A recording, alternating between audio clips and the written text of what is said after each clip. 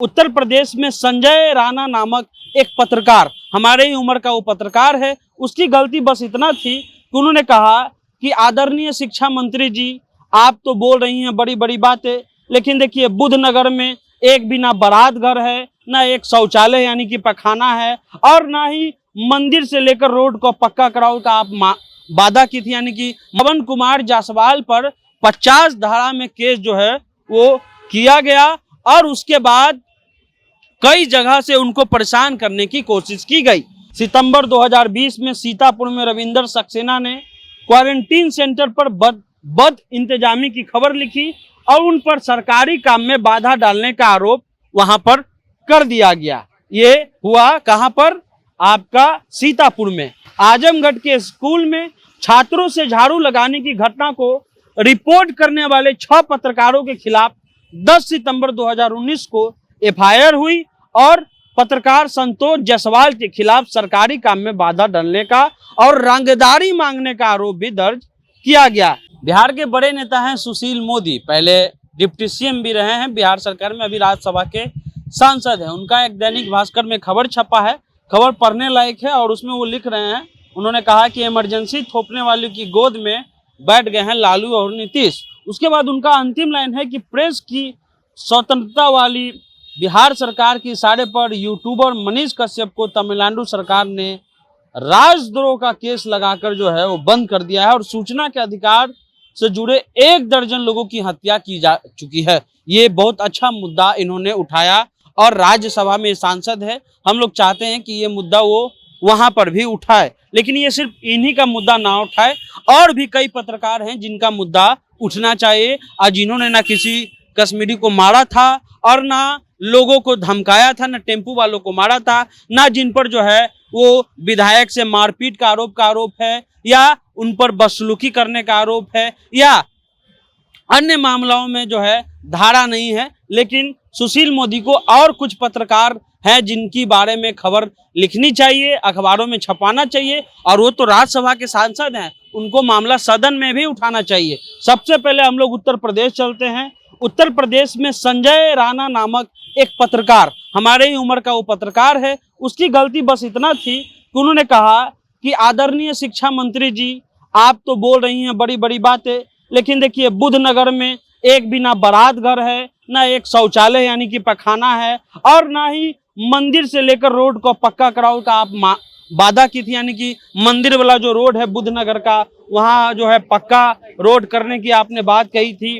देवी मंदिर के बाउंड्री का भी वादा किया था कि जो मंदिर है उसका हम बाउंड्री करवाएंगे, हुआ कुछ नहीं। और जब ये सवाल इस पत्रकार संजय राणा ने पूछा तो उस पत्रकार के साथ क्या की शिक्षा मंत्री वहाँ की गुलाब देवी, इनका भले नाम गुलाब देवी हो लेकिन इनके मन में थोड़ा बहुत कांटा तो जरूर है, ताकि पत्रकार को गिरफ्तार नहीं करवा देती। संजय राणा का गिरफ्तारी हो गया, वहाँ के प्रशासन ने संजय राणा को गिरफ्तार कर लिया। वहाँ पर मंत्री कहती हैं कि तेरी निगाहें मैं बहुत देर से पहचान रही थी, जब तू वहाँ खड़ा था तब मैं तेरी निगाहें पहचान रही थी, जो बातें तूने कही ये सारी बातें ठीक है, अभी समय नहीं निकला है।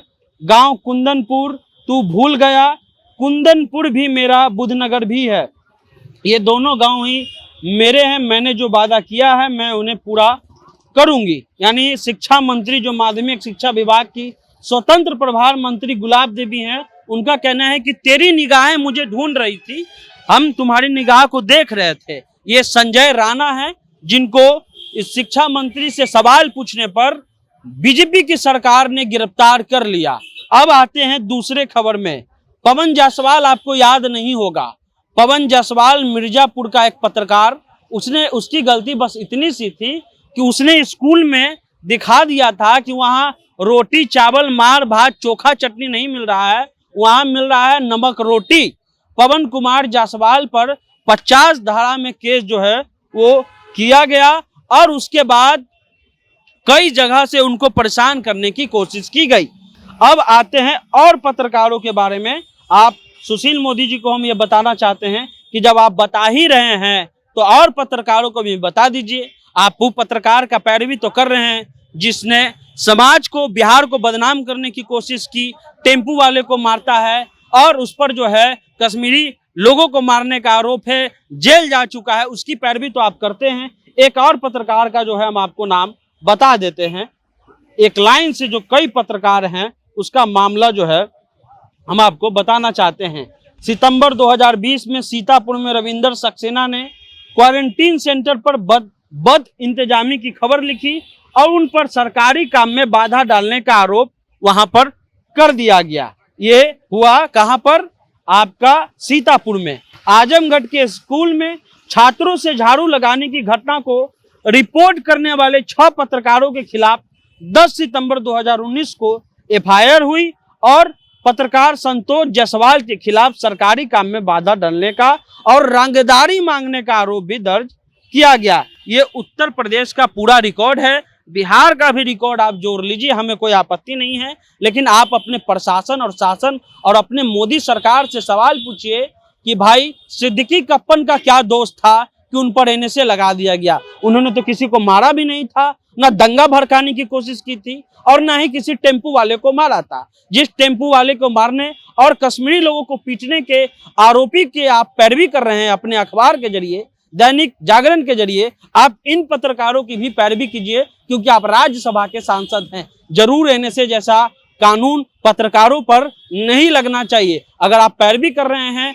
तो सिद्दीकी कप्पन का भी पैरवी कीजिए और जो एनएसए की धारा लगी है, चाहे वो मनीष कश्यप भी क्यों ना, उसकी भी आप पैरवी कीजिए। लेकिन जो उसने कृत्य किए हैं उसके बारे में भी लोगों को बताइए, उसके बाद उसकी पैरवी कीजिए। ये जो पत्रकार पवन जायसवाल हैं, ये तो आप ही के समाज के हैं, उसकी पैरवी आपने क्यों नहीं की? संजय जायसवाल आजमगढ़ वाले, उनकी पैरवी आपने क्यों नहीं? क्यों उन पर केस हुआ?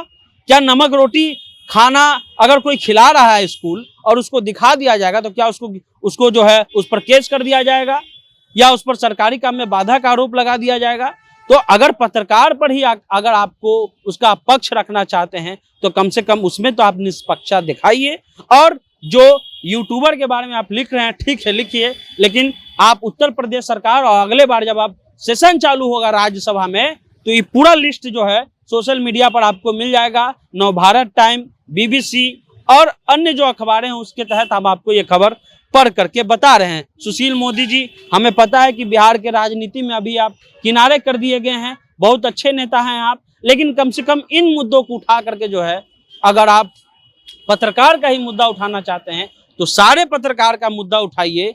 एक वैसे पत्रकार का मुद्दा मत उठाइए जिस पर दंगा भड़काने, लोगों में नफरत फैलाने, लोगों को अपशब्द बोलने और देश के राष्ट्रपिता महात्मा गांधी को अपशब्द कहने वाले की पैरवी आप मत कीजिए। करना है तो सारे पत्रकारों की पैरवी राज्यसभा में आपको 5-6 मिनट का समय मिलता है, वहां पर आप जाके सवाल उठा लीजिएगा। पूरा लिस्ट कहिएगा तो हम आपको भेज देंगे। आप जनता जंक्शन देख रहे हैं।